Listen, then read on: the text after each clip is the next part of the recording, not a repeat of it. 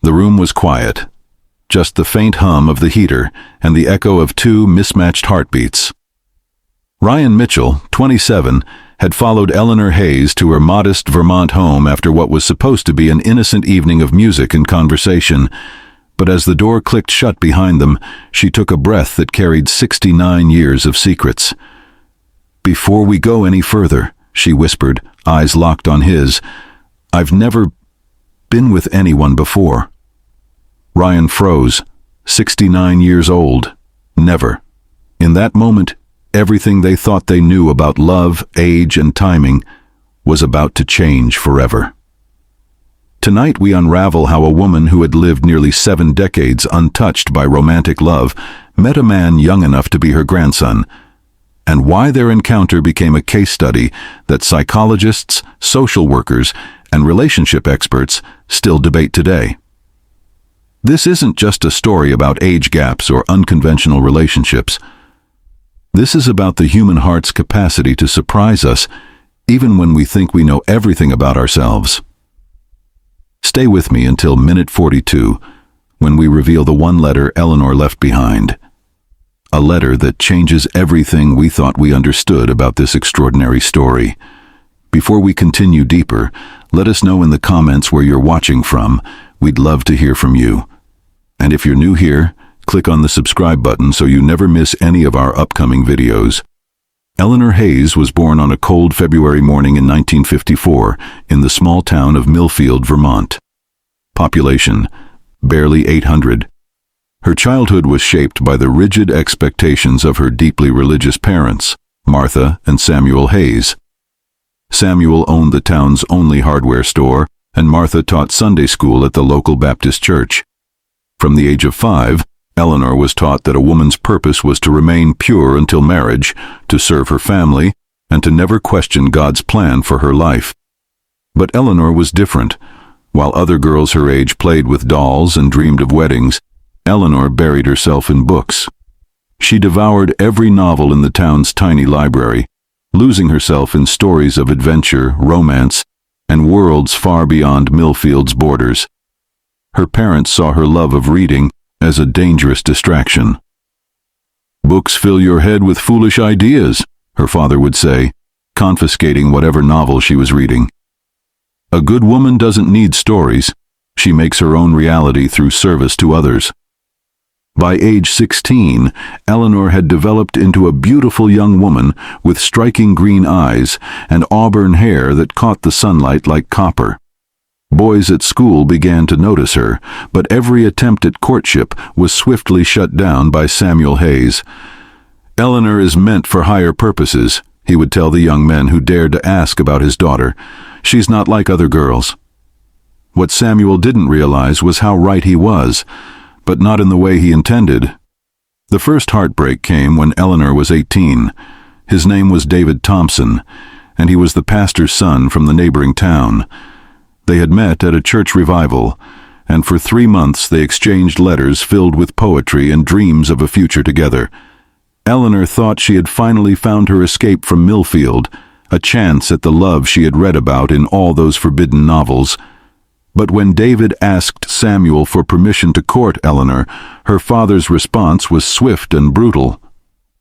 "Eleanor has already been promised to the Lord," Samuel lied. "She's planning to become a missionary." David never wrote again. That night, Eleanor found her father burning all of David's letters in the backyard. She watched as her first taste of love turned to ash, and something inside her began to harden. She made a decision that would shape the next 50 years of her life. If love only brought pain and disappointment, if her own father would destroy her happiness to maintain control, then perhaps it was safer to simply stop trying.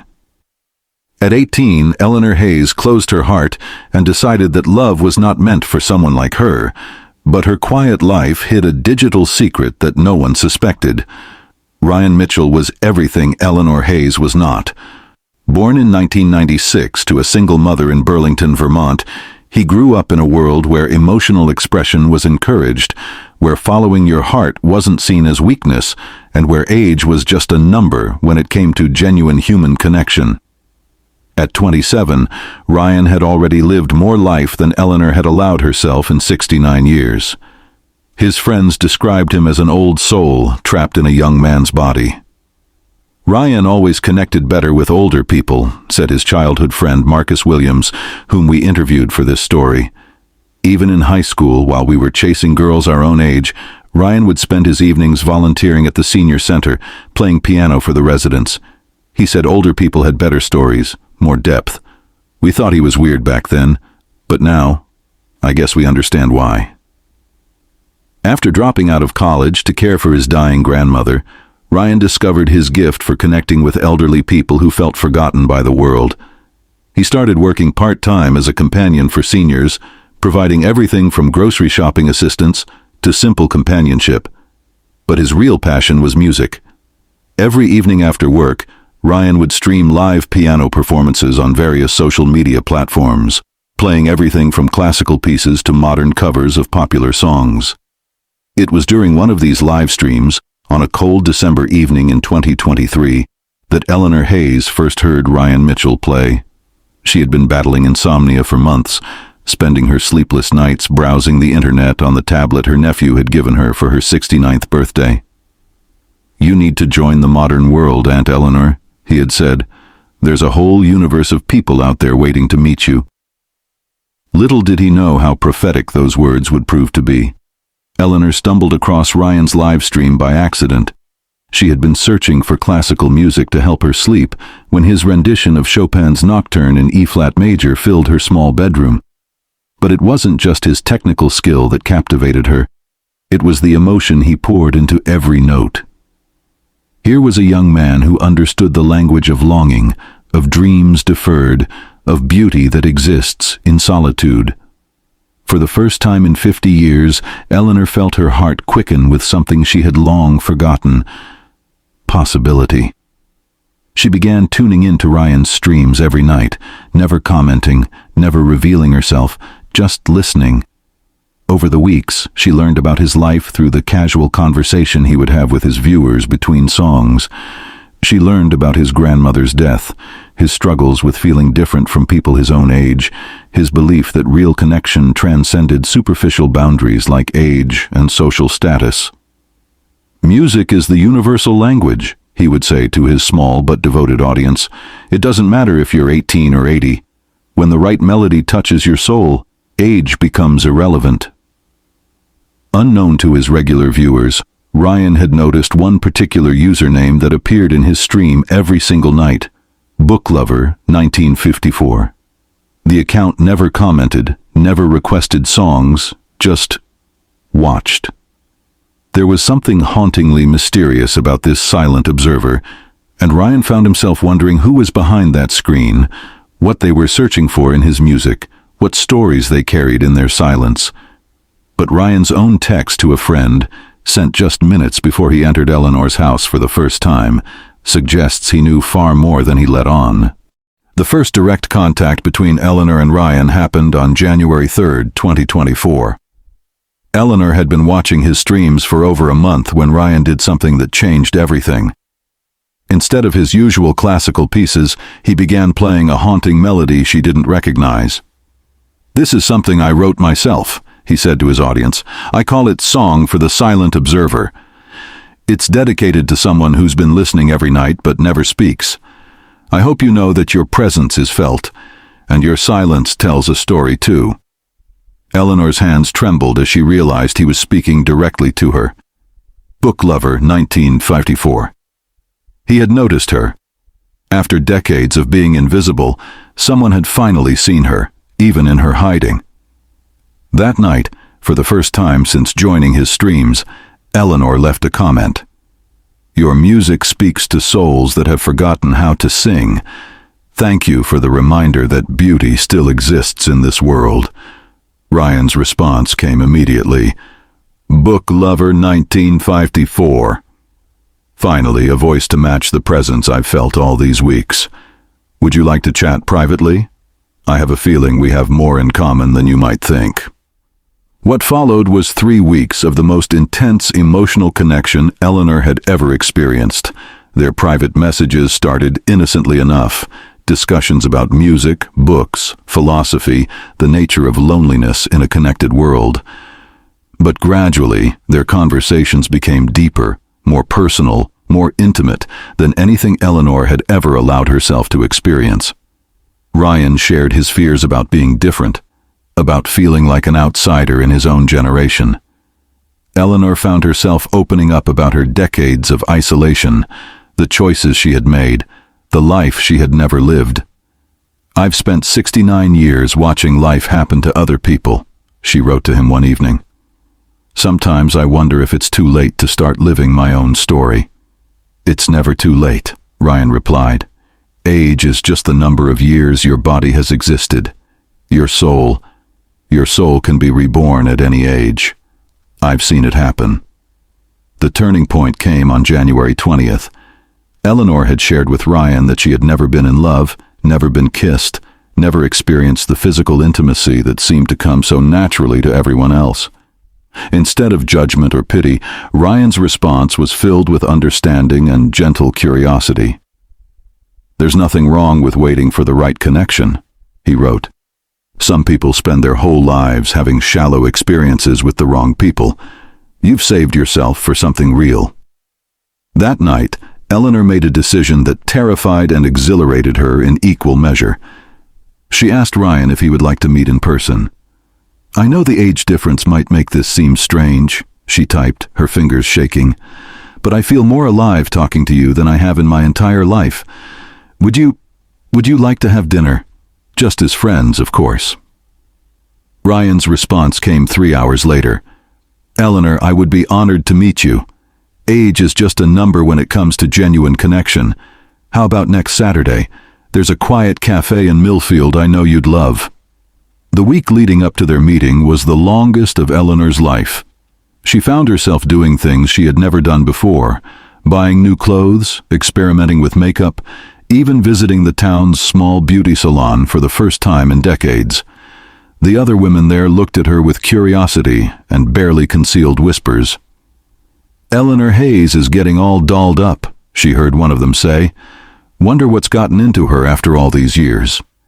But Eleanor didn't care about the gossip.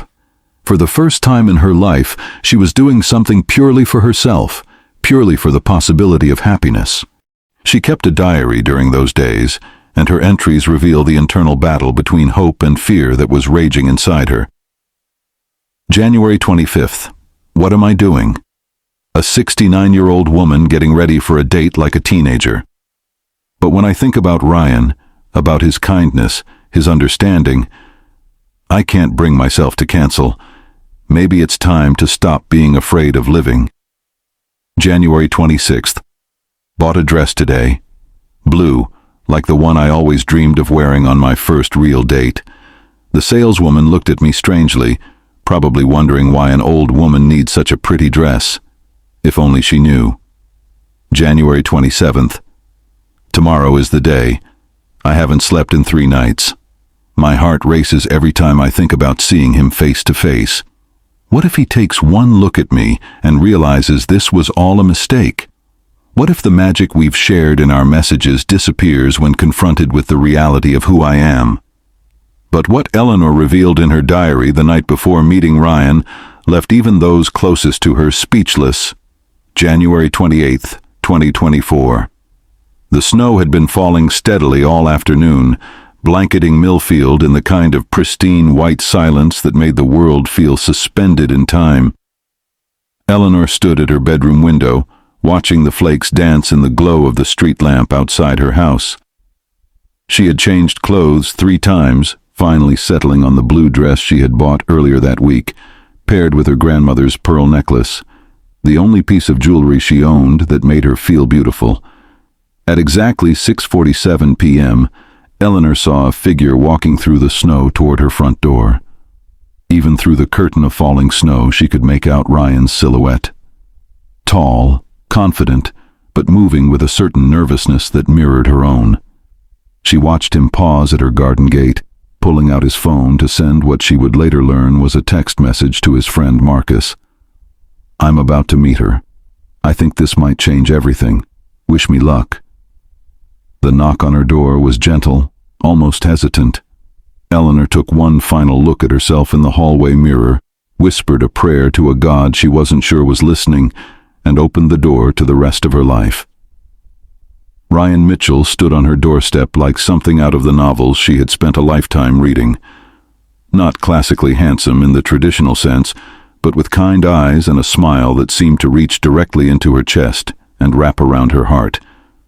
For a moment, neither of them spoke. They simply looked at each other, two souls recognizing something profound and inexplicable in the space between them. "Eleanor?" Ryan's voice was softer than she had imagined, warm like honey, and completely free of the judgment she had feared. "Yes," she whispered. "You must be Ryan.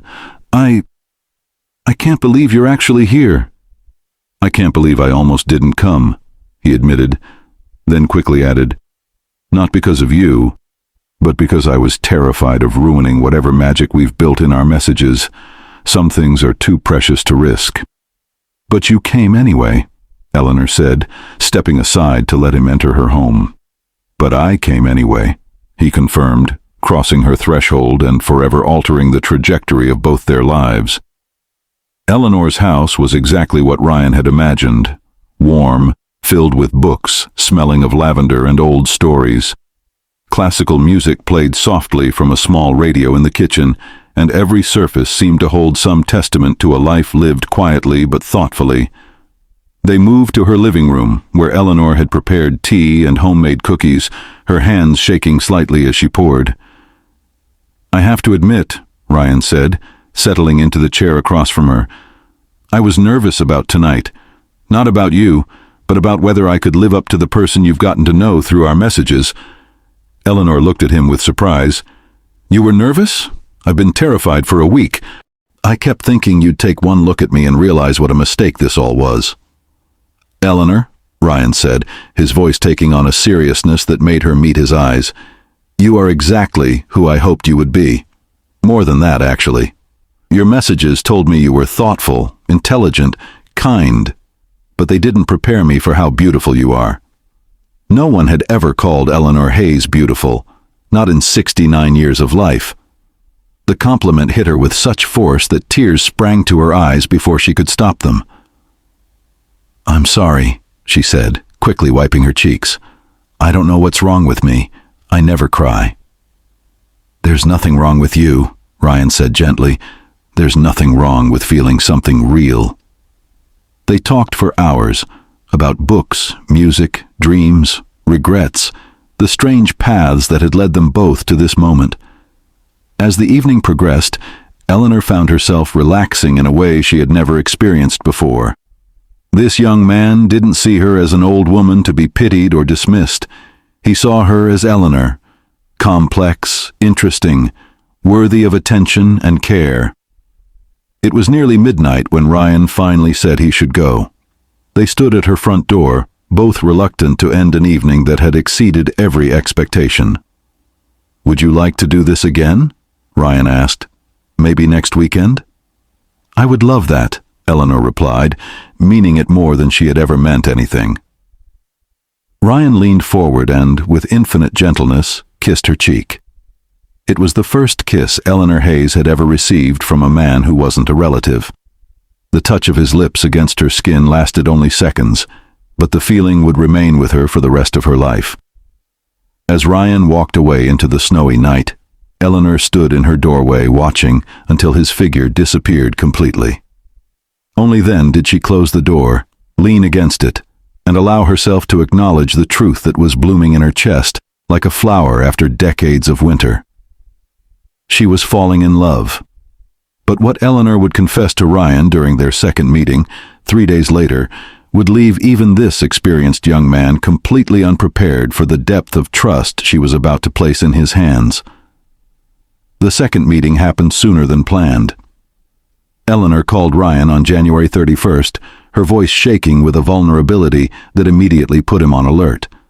"I know we said Saturday," she began, "but I can't wait that long. I need to see you again. There are things I need to tell you. Things I should have said the other night." Ryan arrived at her house that evening to find Eleanor pacing her living room like a caged bird. She had barely slept since their first date, her mind racing with possibilities and fears in equal measure. The connection between them felt so real, so powerful, that it terrified her. But more than that, she was beginning to understand that if this relationship was going to continue, she would have to share the full truth about her life, including the parts she had never spoken aloud to another human being. "Ryan," she said as soon as he walked through her door, "I need you to sit down. What I'm about to tell you might change how you feel about me, about us, about everything we've been building together." Ryan settled into the same chair he had occupied 3 nights earlier, his expression serious but patient. "Eleanor, there's nothing you could tell me that would change the way I see you, but I'm listening." Eleanor took a deep breath that seemed to draw from the depths of her 69 years. "I told you that I've never been in love before. That's true. But there's more to it than that. Ryan, I've never been intimate with anyone. Not just love. I've never been kissed by someone who meant it, never been held by a man, never experienced any of the things that most people take for granted." She paused, watching his face for signs of shock, judgment, pity. Instead, she found only gentle attention and what looked like understanding. "I'm 69 years old," Eleanor continued, "and I am completely, utterly inexperienced when it comes to physical intimacy. I don't just mean I haven't made love to someone. I mean I don't know what it feels like to be desired, to be seen as a woman rather than just a person who happens to be female.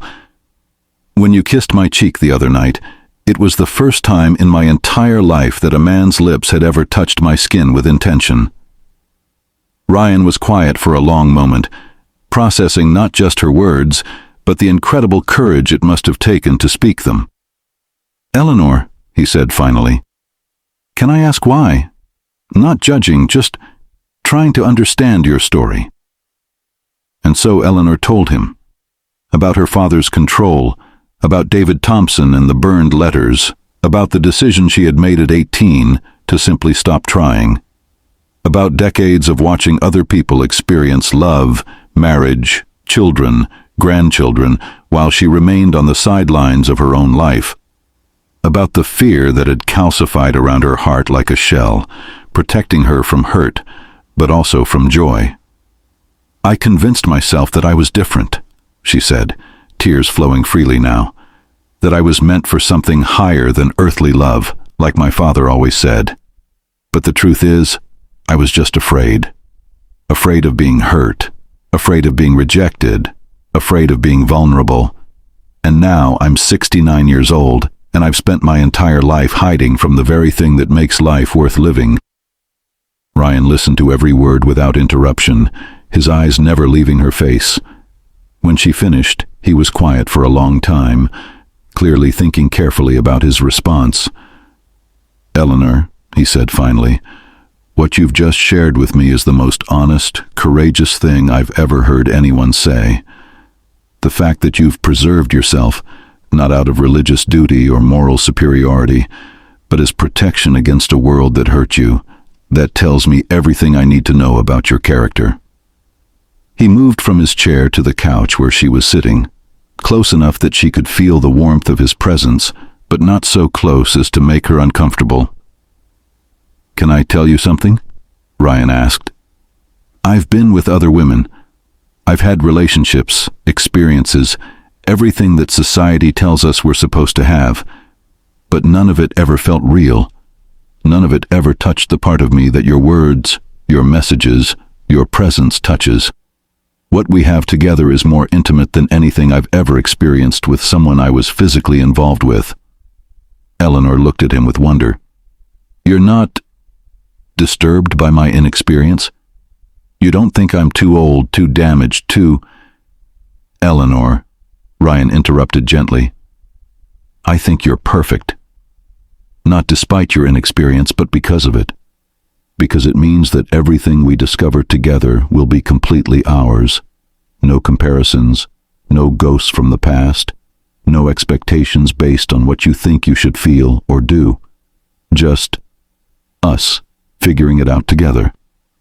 The silence that followed was charged with possibility. Eleanor felt something shifting inside her, the carefully constructed walls she had built around her heart beginning to crack and crumble. For the first time in her life, she was in the presence of someone who saw her vulnerability not as weakness, but as a gift. "Ryan," she whispered, her voice barely audible. "I think I'm falling in love with you. I don't know what that means at my age, with my history, but I can't deny what I feel anymore." "And I'm falling in love with you," Ryan replied without hesitation. "Not despite who you are, but because of exactly who you are." What Eleanor would ask Ryan next would test the boundaries of everything they thought they knew about love, age, and the courage required to embrace life's most profound experiences. 3 weeks after Eleanor's confession, their relationship had settled into a rhythm that defied every social convention, but felt completely natural to both of them. Ryan began visiting Eleanor every evening after work, and they would spend hours talking, sharing meals, listening to music together. Their physical intimacy progressed slowly, gently.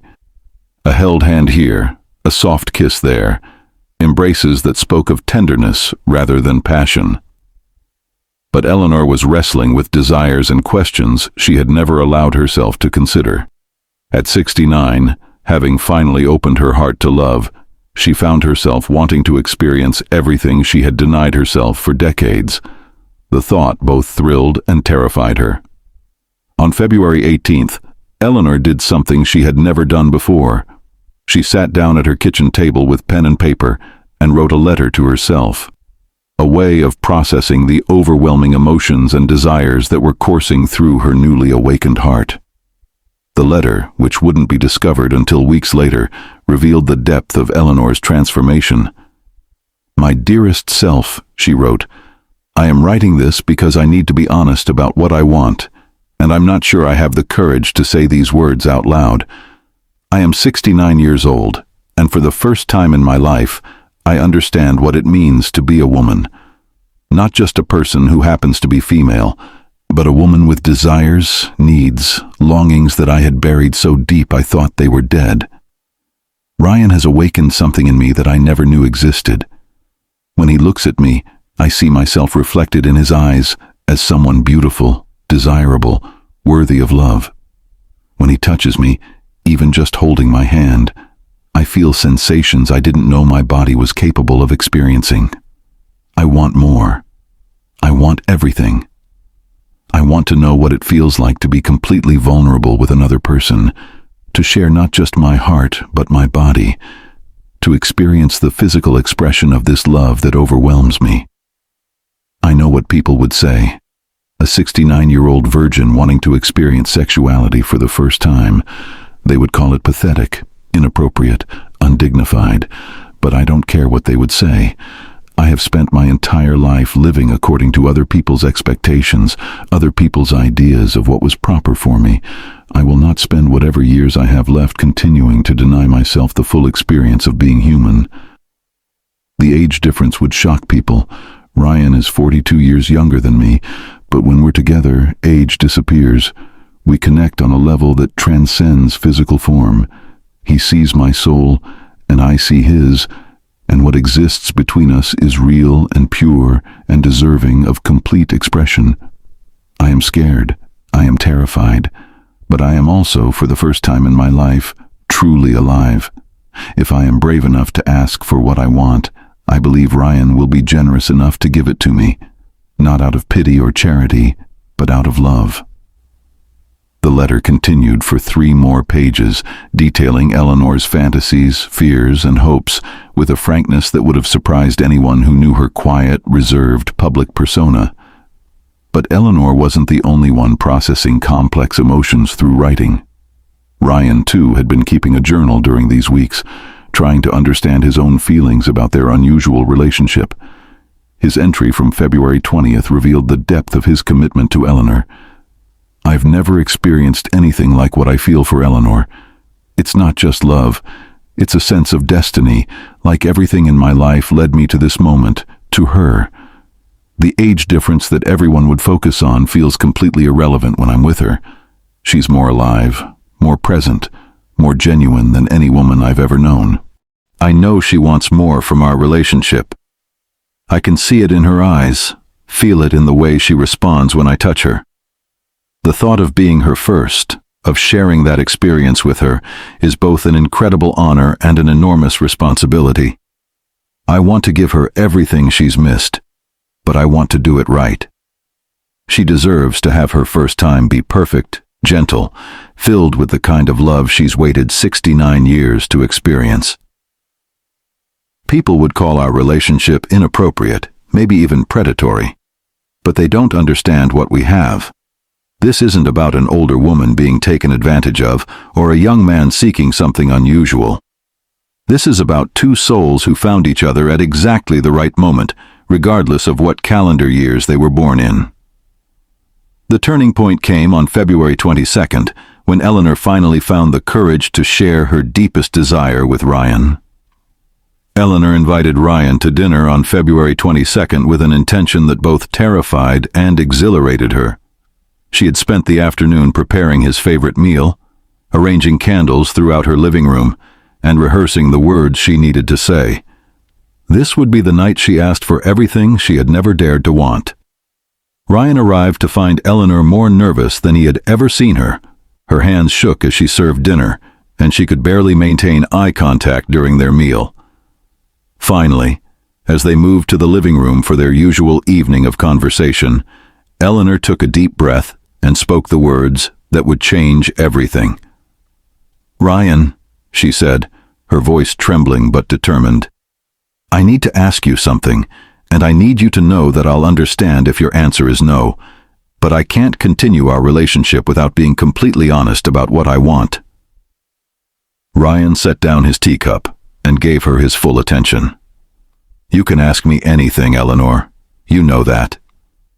"I want to make love with you," she said, the words rushing out before her courage could fail her. "I want to experience everything I've never experienced. I want to know what it feels like to be completely intimate with someone I love. I want you to be my first, and if I'm very lucky, my only." The silence that followed lasted only seconds, but to Eleanor it felt like hours. She watched Ryan's face, searching for signs of shock, disgust, pity, or rejection. Instead, she found tears gathering in his eyes. "Eleanor," he said softly, "are you sure? I don't want you to feel pressured or think you have to do anything to keep me in your life. What we have is already perfect." "I'm more sure of this than I've been of anything in my entire life," Eleanor replied. "I know it might seem strange, a 69-year-old woman wanting to lose her virginity, but Ryan, I've spent my whole life watching from the sidelines. I don't want to die having never truly lived, never having shared that kind of intimacy with someone I love." Ryan moved closer to her on the couch, taking her hands in his. "It would be my honor," he said simply. "The most incredible honor of my life. But Eleanor, we need to talk about this, plan this, make sure it's everything you deserve it to be." Over the next hour, they had the most honest conversation about physical intimacy that either of them had ever experienced. Eleanor shared her fears about her age, her body, her complete inexperience. Ryan shared his commitment to making her first time gentle, beautiful, and completely about her pleasure and comfort. "I've thought about this every day for weeks," Eleanor admitted. "I've imagined what it would be like, what I would feel, what it would mean to finally understand that part of being human. I know my body isn't young, that I don't look like the women you've been with before." "Eleanor," Ryan interrupted gently, "you are beautiful, not for your age, not despite your age, but simply beautiful. When I look at you, I see a woman who has the courage to open her heart after decades of protection, who is brave enough to ask for what she wants, who trusts me enough to share something so precious. That kind of beauty has nothing to do with age and everything to do with who you are." They decided to wait one more week, to give Eleanor time to be completely certain of her decision, and to allow Ryan to prepare an experience worthy of the gift she was giving him. On February 29th, Leap Day, Eleanor Hayes finally experienced the physical expression of love she had waited 69 years to discover. The experience, by all accounts from Eleanor's own later writings, was everything she had hoped it would be and more. Ryan's patience, gentleness, and genuine love for her created a safe space for Eleanor to explore desires she had suppressed for decades. Her journal entry from the next morning, found weeks later, simply said, "I understand now why people write songs about this. I understand why people risk everything for this feeling. I am complete." But the story doesn't end with Eleanor's sexual awakening. 3 weeks after their night together, Eleanor received news that would test the strength of their newfound love in ways neither of them could have anticipated. By mid-March, rumors about Eleanor and Ryan's relationship had begun spreading through Millfield like wildfire. Small towns have few secrets, and the sight of a young man visiting an older woman every evening didn't go unnoticed. The gossip started innocently enough, neighbors wondering if Eleanor had hired a caregiver, speculation about a distant relative coming to visit. But as the weeks passed and Ryan's presence became a constant in Eleanor's life, the whispers grew more pointed and judgmental. The turning point came when Eleanor and Ryan decided to attend the town's annual spring festival together. Walking hand in hand through the event, sharing cotton candy and laughing at the carnival games, they looked like any other couple in love. But the age difference was impossible to ignore, and the reactions from their fellow townspeople ranged from curiosity to outright hostility. "It's disgraceful," muttered Helen Patterson, Eleanor's former Sunday school teacher. "A woman her age carrying on like a teenager, and with a boy young enough to be her grandson. It's not natural." Others were more direct in their disapproval. Eleanor's neighbor, Margaret Wells, confronted her directly. "Eleanor Hayes, what has gotten into you? This whole town is talking about your situation. That young man is obviously taking advantage of you. Can't you see how this looks?" But for every voice of criticism, there was another offering support. Dr. Sarah Martinez, Eleanor's physician, had noticed a dramatic improvement in her patient's overall health and demeanor. "I've been caring for Eleanor for 15 years, Dr. Martinez told us when we interviewed her for this story. "I have never seen her happier, more vibrant, more alive than she's been these past few months. Whatever is happening in her personal life, it's had nothing but positive effects on her well-being." Ryan faced his own set of challenges. His employer at the senior care facility initially expressed concern about his relationship with Eleanor, worried about how it might affect his professional reputation. His friend Marcus was more direct. "Dude, I know you connect with older people, but don't you think 69 is a bit extreme? What do you guys even talk about?"